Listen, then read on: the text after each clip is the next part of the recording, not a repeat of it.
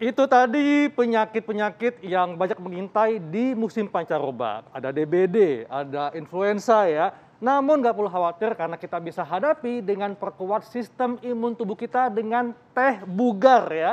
Teh bugar terbuat dari bahan-bahan herbal seperti jahe, kunyit, dan kencur dok ya. Serta lengkuas. Sang lengkuas. Ya. Dan tadi kita udah buat nih. Ya. Dan saya penasaran mau icip nih seperti apa rasanya ya. Ya, boleh Baunya pakai gimana madu. dok? Oke, ini wanginya wangi rempah ya, khas Indonesia. Oke, tapi ini boleh ditambah madu juga ya dok Boleh, ya? Nah, setelah dingin betul. kita tambahkan madu karena madu enzimatik ya, jadi nggak Betul. boleh suhu panas. Ya.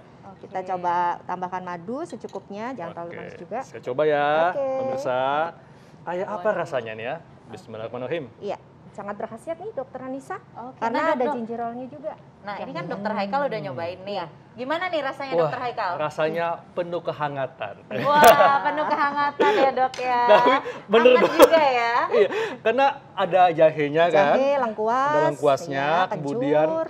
jadi ada rasa pedesnya juga, Pedes, ya. ada rasa manisnya, Ya, dan kayu pastinya manis. memberikan kehangatan, melegakan ya Iya. tubuh Oke. kita. Wah, Oke. luar biasa nih. Nah dok, ini Ya. kan udah dibikin nih dok ya. Ya. Ini bagus banget untuk meningkatkan imunitas kita. Betul. Tapi bisa dikonsumsi berapa kali sehari dok? Cukup sekali saja Oh, kalau sekali untuk saja. pencegahan, Ya. ya. Nanti kita bisa sampling dengan yang wedang yang lain. Jadi kalau ini teh bugar ya, bahan itu kan bahan yang ada di dapur kita. Jadi dia sehari-hari dikenal sebagai pangan fungsional sehingga Ya. range keamanannya juga lebar. Kita padukan dengan nanti yang resep yang kedua ini ada wedang rempah. Oh, Yang serba daun-daun Oke. ya. Ini serba daun-daun ya dok Ya. ya. Kalau yang tadi kan minumannya terbuat dari bahan rimpang dok ya. Ya, rimpang. Nah ini kita akan buat minuman herbal dari bahan daun-daunan ya. Ya. Ada daun apa saja dok nih? Ya, yang pertama ada jahe, tetap kita manfaatkan Ya. jahe karena sebenarnya Oke. jadi imunomodulator yang banyak dipakai, apalagi masa COVID-19 ini Ya. sebenarnya ada 3. Salah satunya jahe, habatus Betul. sauda atau jintan hitam, Ya. dan juga ini probiotik ya. Probiotik. Ya, jangan lupa probiotik karena our gut is our second brain. Wah, Nah, kalau betul, betul, pencernaan kita sehat, maka seluruh tubuh kita Iya. akan sehat karena ujung-ujungnya imunitas itu adalah di pencernaan juga. Ya. Oke, jadi setelah itu kita buat resep yang kedua. Ini ada resep Ya. yang kedua ini namanya wedang rempah ya. Oke. Wedang rempah ya. ini jahe sama karena mengandung gingerol, ini menghangatkan juga. Ya. Ya, Ini- satu ruas dok. Enggak, kalau ini bikinnya bisa untuk serumah nih wedang rempah ini, Dokter Nisa. Kalau tadi cuma satu porsi, ini pakai 2 liter air boleh. Oke. Jadi kalau di dalam 2 liter air bisa ambil 6 sampai 7 ruas jahenya. Oh. Sama seperti tadi, kita cuci bersih. Kalau bisa tanpa dikupas karena dia bioaktif pomponnya ada di bawah kulit. Ya. Dikeprek saja, masukkan 6 sampai 7 ruas. Kemudian serba daun-daun nih. Oke. Ada jeruk purut, kita ambil daunnya ya. daun jeruk purut ya. Jeruk purut ini ternyata berkhasiat sekali. Dari praklinisnya juga sudah teruji ya. Betul. Jadi dia bisa mencegah virus secara praklinis. Nah. Nah, secara klinisnya juga bisa Iya. sih sebenarnya. Kalau iya. kalau daun ini memang gampang kita temukan dok ya. Di dapur nih biasanya bumbu Dapur. masak Dokter Haikal. Oke. Iya. Kemudian kita pakai juga Iya. pandan, daun pandan. Daun pandan ini istimewa sekali ya, pandan wangi. Ini punya keistimewaan, Oke. antioksidannya itu stabil di suhu tinggi, di suhu panas. Oke. Jadi bisa kita rebus Iya. ya. Makanya kalau masak nasi juga bisa kita Betul. campurin. Dok, kalau gitu, kalau misalnya nih ada yang mengatakan bahwa daun sereh dan daun pandan dapat meningkatkan daya tahan tubuh, itu fakta berarti dok ya? Fakta. Fakta ya. Karena secara praklinis juga udah teruji juga. Iya. Kemudian kita ambil serai ya, Symphobogon citratus atau serai dapur 2 batang. Iya. Kemudian kita ambil kayu manis. Kayu manis ya. Ya, kayu manisnya cukup untuk 2 liter air Ya. itu bisa 3 batang. Ya. Kemudian kita rebus seperti tadi. Kalau 2 liter kira-kira sampai 15 menit ya, kita sampai jadi 1,5 liter atau 1 liter. Nah ini bisa dikonsumsi juga sehari sekali. Oh, Sekali sehari sekali. sekali Untuk juga dewasa ya, Dok, ya. Sebenarnya anak-anak juga bisa. Ya. Cuman saja kalau anak-anak kan belum kooperatif, kalau di bawah 2 tahun ya. Kalau di atas 2 tahun bisa. Biasanya kita pakainya 4 kali 6 sendok makan maksimal. Jadi bisa 2 kali 6 sendok makan. Oke. Jadi kalau yang di atas 5 tahun boleh setengah gelas atau setengah cangkir. Oke. Nah dok, tadi kan dokter sempat bilang kalau ini bisa dikonsumsi sekeluarga ya dok Iya. ya. Itu bisa disimpan berapa lama dok? Iya, Sebenarnya kalau bisa kita membuatnya sehari habis. Oh. Ya karena tidak bagus juga menginap, karena kalau apalagi di kulkas rumah tangga buka tutup suhunya tidak stabil, khawatirkan kalau herbal justru terjadi fermentasi kalau dalam jangka waktu lama. Sehingga ya kalau bisa sehari habis lah ya, buat lagi besoknya gitu. Karena ini bisa diseling dengan yang tadi. Hari ini kita teh bugar, besoknya wedang rempah atau sebaliknya.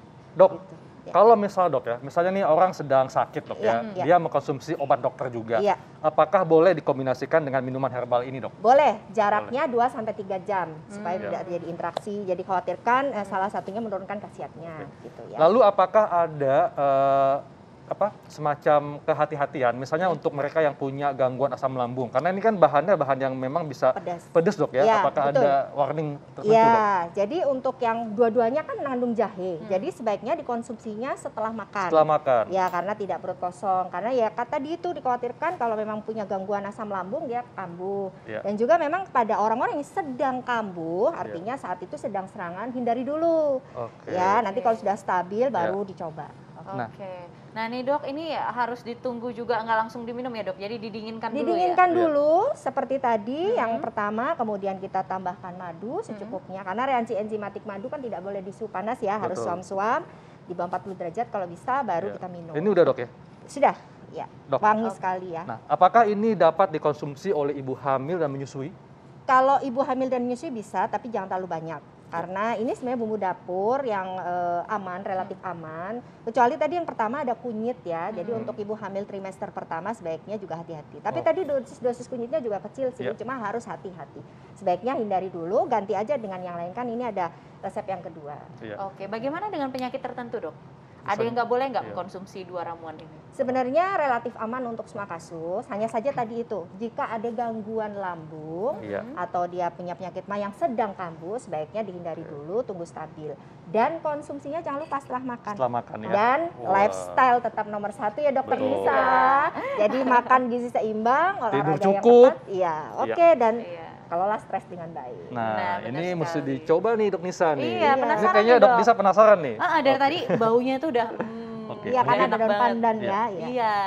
Oke, mungkin bisa kita tuang dok. Boleh di sini nanti kita tuang. Ini cukup airnya saja dok yang kita. Cukup airnya saja, Oke. kita saring, Iya. kita ambil kira-kira 1 cangkir, Satu cangkir, ya. cangkir maksimal 1 gelas ya sehari. Kemudian kita tambahkan madu. Setelah Oke. itu baru kita konsumsi hangat ya, tidak kalau ditambah madu tidak boleh panas. Oke, baik. Wah, dok Nisa abis ini makin seger nih ya. Iya, tentunya. Makin kuat menghadapi tantangan hidup. Tantangan pancaroba Oh, iya, terutama ya. pancaroba ya. Kecerdasan selnya Oke. teruji dan Iya, benar sekali. Iya. Silakan dok Nisa dicoba. Oke, mungkin coba saya cium dulu ya Iya. baunya ya dok ya. Ini aromanya berasa sekali sih, aroma daun-daunannya ya dok ya. Iya. Jadi menyegarkan sekali. Tapi rasanya kalau tanpa madu tuh Coba dok Nisa.